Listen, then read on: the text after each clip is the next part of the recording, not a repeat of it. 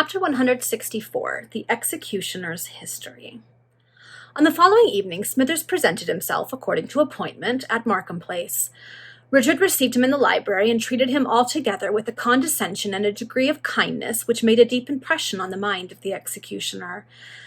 Our hero then proceeded to acquaint him with the good fortune of Catherine, and the arrangement which had been made to supply him with the means to establish him in business. "But do not imagine that this is all which you are to expect at Catherine's hands," said Richard. "As time progresses, and I find that you are determined not only to persevere in a respectable course of life, but also to make amends by your altered manner for the harshness which you have exhibited towards your son on so many occasions, it will be my pleasing duty to recommend Catherine's trustee, who is disposed to place implicit confidence in me, to grant you such occasional pecuniary succor as may enable you to extend the business, whatever it may be, in which you intend to embark." "I cannot find words to express my gratitude to you, sir," said Smithers, "and I hope that when you see Kate again, you will ask her forgiveness in my name for all the unkindness I have shown her at different times." "You shall see her yourself. She wishes you and your son to call upon her," answered Richard. "And Mr. Bennet, to whom I communicated everything, has sent you both an invitation to pass an entire day at his farm, so soon as you can find leisure to avail yourself of the offer." "Then that shall be tomorrow, sir," exclaimed Smithers, "for now that Catherine has such good prospects, I may as well communicate something to her which she probably will not regret to hear." And for a few moments Smithers appeared to be absorbed in deep thought. "And I don't know why I should keep any secret away from you, sir," he continued, suddenly breaking silence. "You have done so much for Kate, and you have produced so great a change in my mind, that I ought to conceal nothing from you. In one word, then, sir, Catherine Wilmot is no more my niece than she is yours." "Not your niece," said Richard. "No relation whatever in the world to me," replied Smithers. "I never had either brother or sister, neither had my wife, and thus you see, sir, Kate cannot be my niece." "But she believes herself to be so related to you," said Markham, who was not altogether displeased to learn that the young female, for whom he experienced a fraternal interest, was not even a connection to the public executioner. "The story is a somewhat long one, and to me a melancholy subject," continued Smithers, "but if you will have patience to listen to it, I shall have nerve to relate it." "Proceed," said Markham. "I feel deeply interested in the topic which now occupies us." "You will then excuse me, sir, if I begin by telling you something about myself," resumed Smithers, because it is more or less connected with Kate's early history." Smithers settled himself in a comfortable position in his chair, and then related the following history. "My father was a grocer in a large way of business at Southampton. He was a widower, and I was his only son. I was considered to be a steady, exemplary young man, and I can safely say that I attended studiously to my father's business. I never frequented public houses, but went to church regularly of a Sunday, and was fond of reading good books. Next door to us there lived a corn dealer of the name of Wilmot. He was also a widower, and had one child. This was a beautiful girl, about a year or two younger than myself, whose name was Harriet. The two families had been acquainted for a long, long time, and Harriet and myself were playmates in our infancy. We were therefore very intimate together, and the friendship of childhood ripened into love as we grew up. And oh, how I did adore that girl! From amidst all the coarse, worldly, and abominable ideas which have of late years crowded in my brain, I have never singled out that one bright, pure, and holy sentiment as a star that points to a blissful episode in my life. And she loved me in return. Our parents were pleased when they saw our attachment, and it was understood that our marriage should take place on the day that I attained my 21st year. It only wanted 7 or 8 months to that period, when an event occurred which quite changed the prospect of affairs. The local bank failed, and old Wilmot was ruined." Smithers paused for a moment, heaved a deep sigh, and then continued thus. "Wilmot immediately came to my father and addressed him in these words: 'The failure of the bank will throw me into the Gazette if I cannot raise 12 or 1500 pounds within a week to sustain my credit. That difficulty being overcome, I have no doubt of retrieving myself altogether.' My father expressed his great delight at hearing this latter announcement, but instinctively buttoned up his breeches pockets. Wilmot proceeded to state that he could raise the sum he required if my father would guarantee its repayment. My father was a money-making, close man, and this proposal astounded him. He refused it point blank. Wilmot begged and implored him to save him from ruin, but all in vain. In the course of 10 days, the name of Joseph Wilmot, corn dealer, figured in the list of bankrupts." Again Smithers paused for a moment. "I must tell you, sir," he continued, "that I did all I could to persuade my father to help Wilmot in this business, but my prayers and entreaties had been poured forth entirely without effect. I, however, took an opportunity of seeing Harriet and assuring her that my affection was based upon no selfish motive, but that her father's misfortunes endeared her more than ever to me. My father viewed matters in quite a different light, and spoke to me openly of the impossibility of my marrying a girl without a penny. I remonstrated with him on the cruelty, injustice, and dishonor of such conduct, but he cut me very short by observing that his money was his own, he had made it by his industry, he could leave it to whom he chose, and that if I insisted upon marrying Harriet Wilmot, I need not darken his threshold afterwards. I replied that I was resolved to consult my own inclinations, and also to do honor to my vows and promises toward Harriet. You acted in a generous manner, observed Markham, although you opposed the wishes of your own father. I had no secrets from Harriet, said Smithers, and I assured her that if she would espouse a man who had nothing but his honest name and exertions to depend upon, I was ready to make her mine. She answered me with tears in her eyes that she could never consent to be the cause of marring all my prospects in life, and that, much as she loved me, she would release me from my vows.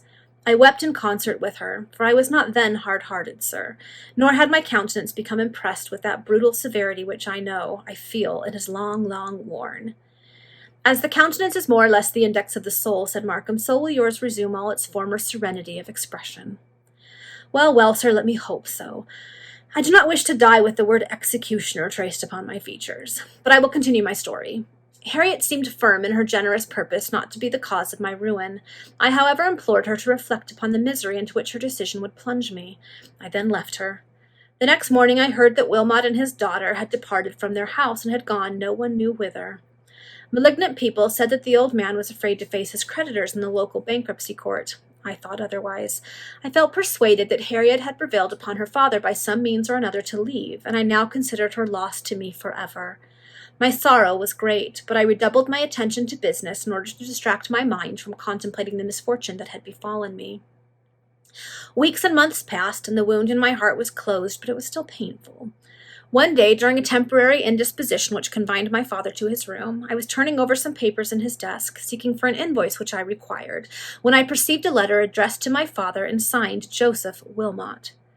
The date especially attracted my attention, because I remembered that this letter must have been written on the very day that I had the last interview with Harriet.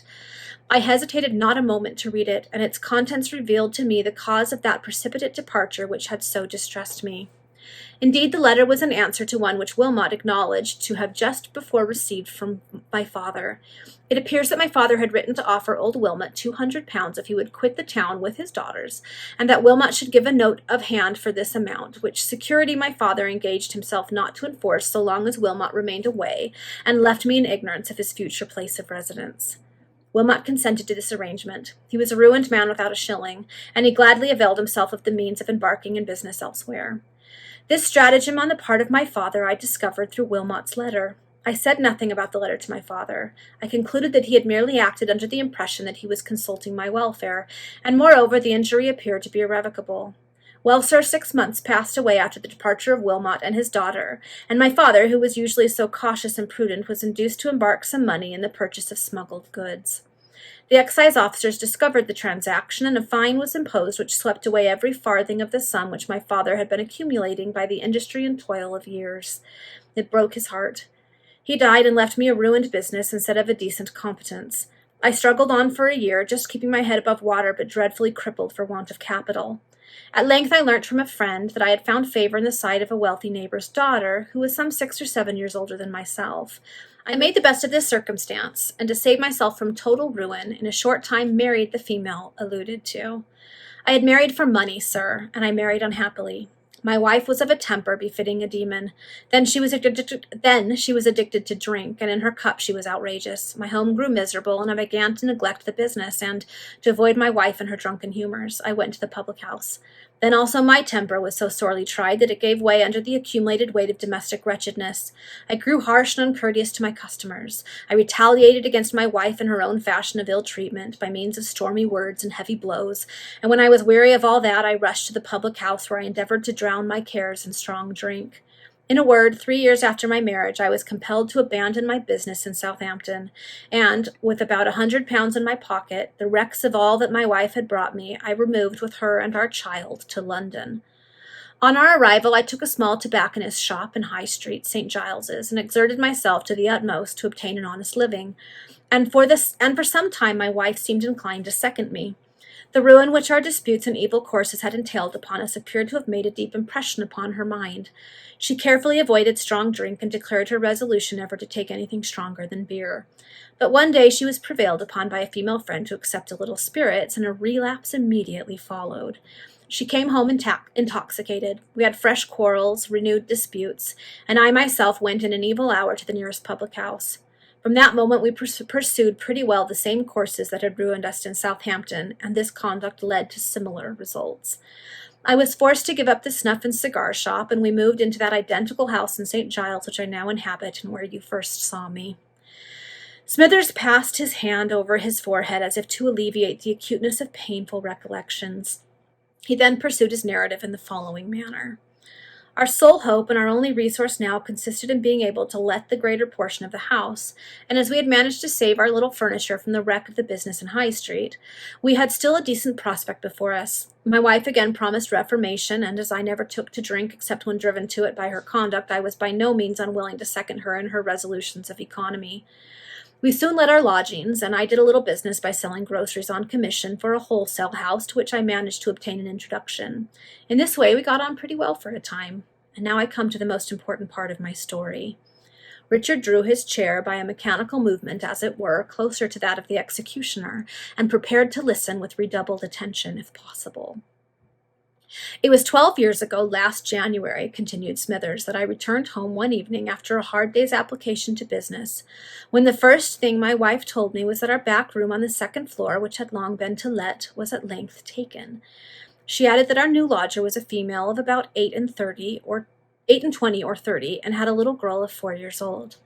My wife also stated that she was afraid the poor creature was in a dreadful state of health, and was not very comfortably off, as all her own and her child's things were contained in a small bundle which she brought with her.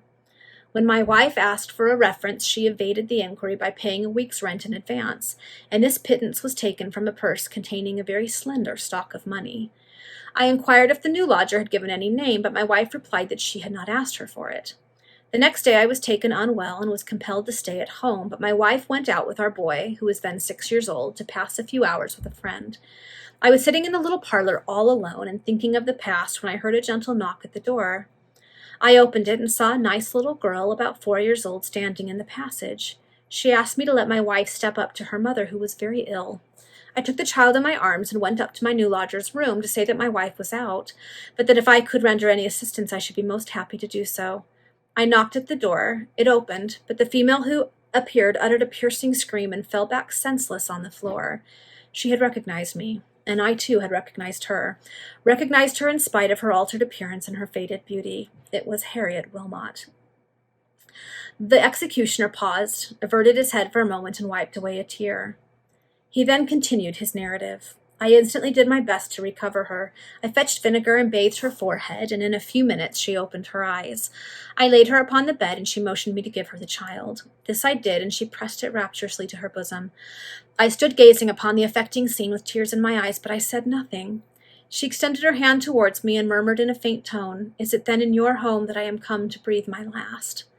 I implored her to compose herself, and assured her that she should meet with every attention. She glanced tenderly upon her child, and large tears rolled down her faded cheeks. Oh, she was so altered that it was no wonder if my wife, who had known her years before at Southampton, had not recognized her. I asked her if I should procure medical attendance. She could not answer me. A dreadful faintness seemed to come over her. I told her that I would return immediately, and I hurried for a doctor. The medical man came with me, and we found the poor creature speechless but still sensible. He shook his head with significant hopelessness at me. I understood him. She was dying. The surgeon hastened back home and speedily returned with various drugs and medicines, but all was of no avail. The poor creature was on the threshold of the grave. The doctor told me what to do and then took his leave, promising to return in a couple of hours. I seated myself by the side of the bed and anxiously watched the patient, who had gradually sunk into a deep slumber. I also amused myself with and pacified the little girl. I also amused myself with and pacified the little girl. In this way, hour after hour passed, and at length my wife came home. But in what a state did she return? Her friend, the same as I afterwards learned, who had before seduced her away from the paths of temperance, had accomplished this feat a second time. My wife was in a disgusting state of intoxication. Not finding me in our sitting room, she came upstairs to search for me. The moment I heard her, I stepped out of Harriet's chamber to meet her and request her assistance in behalf of the dying woman, for as yet I knew not the state in which my wife had returned. But when she saw me come from that room, she rushed upon me like a tigress. Her jealousy was suddenly excited to an ungovernable fit of passion. She tore my face with her nails and dragged out my hair by handfuls. I implored her to hear me. She raved, she stormed, she declared that she would have the life of the woman in whose chamber I had been. Then my own anger was fearfully roused. I caught her by the throat, and I do believe that I should have strangled her had not John, our boy, at that instant caught hold of my legs and begun to kick and pinch me with all his might, for he always took his mother's part. And I was now rendered as infuriate as a goaded bull. I hurled my wife away from me, and with one blow, I knocked the child backward down the stairs. Oh my gosh. Here Smithers covered his face with his hands, and the tears trickled through his fingers. The lodgers rushed up to the floor where this horrible scene took place, he continued after a long pause, and I, in that moment of my excited and bewildered senses, justified my conduct by declaring that the woman who lay dying in the next room was my own sister. My wife was insensible and could not contradict me, and thus the tale was believed. The lodgers removed my wife and my child to their bedroom, and the same surgeon who had attended upon Harriet was instantly sent for. Alas, his skill was all in vain. My wife never rallied again, save to give way to dreadful hysterical fits. In a few weeks, during which she lingered in that manner, she breathed her last, and my son became broken as you have seen him. Again the miserable man paused and gave way to his emotions. Several minutes elapsed ere he continued his narrative, and Markham also remained wrapped in a profound silence. The condition into which my rage had thrown my wife and child on that memorable day did not prevent me from watching by the deathbed of Harriet Wilmot. I even attended to her little girl as if she had been my own. I felt my heart yearn towards that poor woman, whom I had once known so beautiful and had loved so tenderly. She slept on, slept throughout that long and weary night, and there I remained, watching by her bedside. In the morning the doctor came. Harriet awoke and smiled when she saw me. Then she made signs that she wished to write. Her powers of speech had deserted her. The medical man addressed her in a kind tone and said that if she had anything to communicate, she'd better do so, as she was very, very ill. She thanked him with a glance for his candor and for the delicate manner in which he bade her prepare for death. I placed writing materials before her, and she wrote a few lines, which were, however, so blotted by tears. I have already been made acquainted with the contents of the only legible portion which still remains of that letter, interrupted our hero. You are then aware, sir, that allusion is made to a certain Mr. Markham, said Smithers. Perfectly, replied Richard. The late Mr. Reginald Tracy communicated that fact to me. The poor creature breathed her last ere she could terminate that letter, continued the executioner. She suddenly dropped her pen, turned one agonizing glance upon her child, fell back, and expired. I buried her as decently as my means would permit, and I determined to take care of Catherine. I repeated my original statement that the girl was my niece, and in order not to throw shame upon the memory of her mother, I represented her as having been a widow when she came to my house. I have before said that my wife never sufficiently recovered her senses to contradict this story, and my son John was too young at the time to be aware that it was a fiction. And did you ever institute any inquiries into the meaning of that allusion to Mr. Markham in the letter? Inquired Richard. I obtained various directories and guides, and found that there were 30 or 40 persons of that name residing in London, and whose addresses were given in those books. I called upon several, but none knew anything of the business which took me to them. Then I abandoned the task as hopeless, for I reflected that there might be others of the same name who were not to be found in the directories, and I was not even assured that the Mr. Markham alluded to dwelt in London. Thus you never obtained any farther clue to Catherine's parentage. Never, answered Smithers. The little child herself, when questioned by me soon after her mother's death, did not recollect having ever seen anyone whom she called Papa, and from all I could learn from the orphan girl, her mother must have been living for some time in London before she came to my house, but where this residence was I could not ascertain. One thing, however, I discovered, which seemed to proclaim the illegitimacy of Catherine's birth. She said that her mamma's name was Wilmot. That was her maiden name. Poor Catherine, said Richard. And now I have told you all, sir, that concerns her early history, at least all that I know. Some time after my wife's death, evil reports got abroad concerning me. It was said that my brutality had produced her death, and my son was a living reproach against me. No one would employ me, no one would lodge in my house. It was then that I accepted the office of public executioner, to save myself from starving and to give bread to my own son and the little orphan girl. By degrees, my temper, already ruined by the conduct of my wife, became confirmed in its ferocity and cruel callousness. I grew brutal, inhuman. I felt the degradation of my calling. I saw that I was shunned by all the world. I was looked upon as a monster who had murdered his wife and made his son broken. But the provocation and the circumstances were never mentioned to palliate the enormity of that double crime. At length I heard all the reproaches and did not take the trouble to state facts in order to justify myself, but all this was enough to brutalize me, especially when added to the duties of my new calling. In time, I even began to ill-treat that poor orphan girl whom I had first looked upon as my own child. But bad as I have been towards her when I thought that she encouraged my son to thwart my will, shamefully as I used her at times, I never would have abandoned her. For when she thought that I turned her out of my house the day she went to Mr. Tracy's, it was only my brutal way of letting her go to a place which I knew would be creditable to her, and which, by what she told me, I saw she wished to take. Then I thought within myself, yes, even she will now gladly leave me, and in order to conceal what I felt at that idea, I did feel deeply, I took refuge in my own brutalized temper. But I sent her round all her things in the evening, not forgetting her work-box, which I knew contained the fragment that her poor mother wrote upon her deathbed. Moreover, when she came to see me, I received her with no constrained kindness, for I always liked her, even when I ill-used her, and I was sorry to have parted with her. "The world, my good friend, has not altogether read your heart correctly," said Richard. "Thank you, sir. Thank you for that assurance," exclaimed Smithers. When you, good friend me, sir, you who are noble-hearted, so generous, so truly grand in your humanity, I could burst into tears." "If my example please you," said Markham kindly, "you will make me happy by profiting by it. Oh, you shall yet live long to convince the world that the human heart never can be so deadened to all good feelings as to be beyond redemption." "I do not think I shall live to an old age, sir," observed Smithers, sinking his voice to a mysterious whisper. "I have already had one warning." "One warning?" repeated Richard, surprised at this strange announcement. "Yes, Mr. Markham. One night I was lying in bed, the candle was flickering in the fireplace.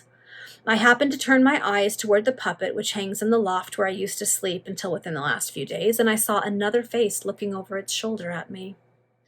"Another face?" said Markham. "What do you mean?" "I mean, sir, Harriet Wilmot's countenance appeared above the shoulder of the figure," answered Smithers, with a shudder. "My good friend," said Markham, "your imagination was disordered by the moment. The days of spectres and apparitions are gone by. The Almighty does not address himself to man by means of terrors, which nurses use to frighten children. I will show you by a simple process of reasoning that it is impossible to see a ghost, even if such a thing should exist. You do not see with the eye precisely in the way in which you may imagine. Strictly speaking, the eye does not see at all. The effect is this. Substantial objects are reflected in the retina of the eye as in a mirror, and the impression is conveyed from the retina into the brain, where it assumes a proper and suitable shape in the imagination or conception. But in order that objects should so strike the retina of the eye, they must be substantial. They must have length, breadth, and thickness. They must display so much air as to leave the void filled up by their own forms. Now, even if the spirits of the departed be allowed to revisit this earth, no mortal eye can see them, because they are unsubstantial, and they cannot be reflected in the retina of the eye. I have only entered into this explanation to convince you that an unsettled mind or a disordered imagination, arising from either moral or physical causes, can alone conjure up phantoms." "Well, sir, we will not talk any more upon this subject, if you please," said Smithers. "I understand what you say, and I thank you for your goodness in explaining the matter to me. I now wish to ask you whether you would rather that I should communicate all I have told you to Catherine, or whether you will yourself." "My good friend," said Richard, "you acted so noble a part towards her mother that this duty will better become you. Catherine will thank you for your goodness toward her parent, especially as that goodness arose from no interested motives, and you will rejoice in the grateful outpourings of the heart of the orphan whom you reared, and to whom you gave a home. Tomorrow you and your son can visit her. The day after tomorrow, in the evening, I wish both of you, yourself and your son, to call upon me." Smithers promised to obey our hero's desires in all respects, and then took his leave, wondering how any human being could possess such influence over the heart to humanize and reclaim it as Richard Markham. Okay, that was a long chapter, but we learned a lot. We learned the history of Smithers. We learned what happened to his wife. We learned a little more about Catherine, but we still don't know who the Markham is that she's connected to. But I really, really, really think it has to be connected to Richard somehow. The writer wouldn't be setting it up or talking about it so much if it didn't play a role in it at some point. So we'll see.